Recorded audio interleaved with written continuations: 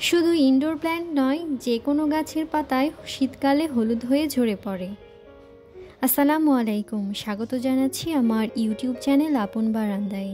আজ আমরা জানব শীতকালে গাছের পাতা কেন হলুদ হয়ে ঝরে পড়ে যায়। আমরা হয়তো অনেকেই জানি যে কেন শীতকালে গাছের পাতা হলুদ হয়ে ঝরে যায়। যে কোনো ঋতুতে পাতা হলুদ হলেও শীতকালে মূলত বেশি দেখা যায়। যারা নতুন বাগানি, বারান্দায় কিংবা ঘরে ইনডোর অথবা আউটডোর প্ল্যান্ট করেছেন, তারা হয়তো অনেক সময় টেনশনে পড়ে যান। শীতকালে গাছ তার স্বাভাবিক সালোকসংশ্লেষণ প্রক্রিয়া চালু রাখতে পারে না, যার ফলে শুষ্ক আবহাওয়ায় মাটি থেকে পানি সংগ্রহে বেগ পেতে হয়।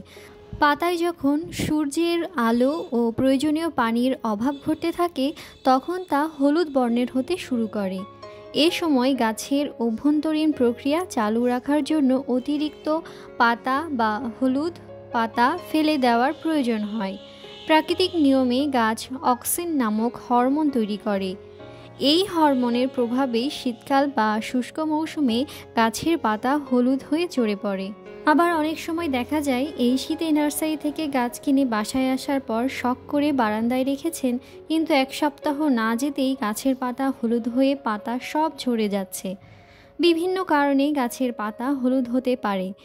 শুধু যে শীতকাল এলেই এমন হয় তা কিন্তু নয়, তবে শীতকাল এলে এই সমস্যা অনেক বেশি দেখা যায়। বারান্দায় কিংবা ঘরে লাগানো যে সকল পাতায় এই ধরনের সমস্যা দেখা যায়, তার মধ্যে প্রথমেই রয়েছে মানি প্ল্যান্ট, লাকি ব্যাম্বো, গোলাপ, কাটামুকুট, অলকানন্দা, লেবু, অপরাজিতা, জবা, কাঠগোলাপ, অ্যাজেনিয়াম, পার্পেল হার্ট ইত্যাদি।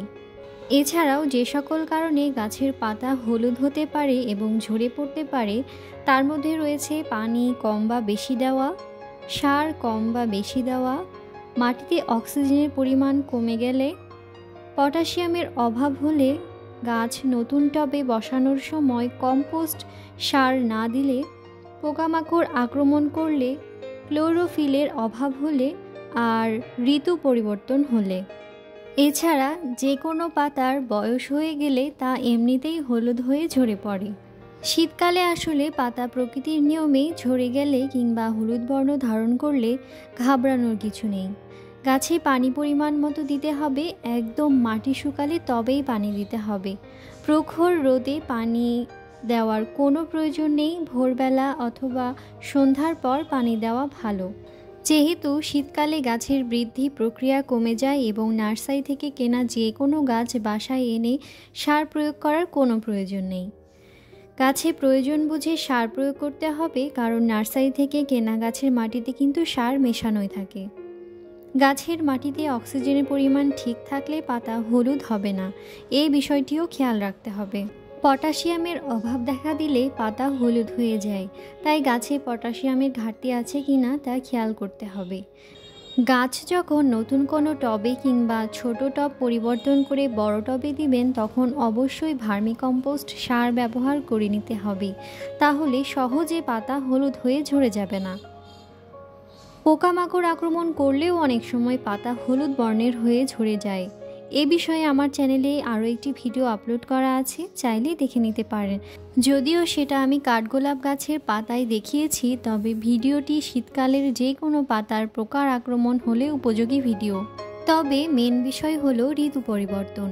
যে কোনো ঋতুতে পাতা হলুদ হলেও শীতকালে মূলত বেশি দেখা যায়। শীতকালে এমন হলে ঘাবড়ানোর কিছু নেই। শীত শেষে নতুন পাতা এমনিতেই চলে আসে এবং গাছের বৃদ্ধিও বেড়ে যায়। আশা করছি আজকের ভিডিওটি আপনাদের ভালো লাগবে। ভালো লেগে থাকলে অবশ্যই লাইক, কমেন্ট এবং শেয়ার করতে একদমই ভুলবেন না। চাইলে আমার চ্যানেলটি সাবস্ক্রাইবও করতে পারেন। আজ তাহলে এ পর্যন্তই। আগামী ভিডিও দেখার আমন্ত্রণ জানাচ্ছি। আল্লাহ হাফিজ, আসসালামু আলাইকুম।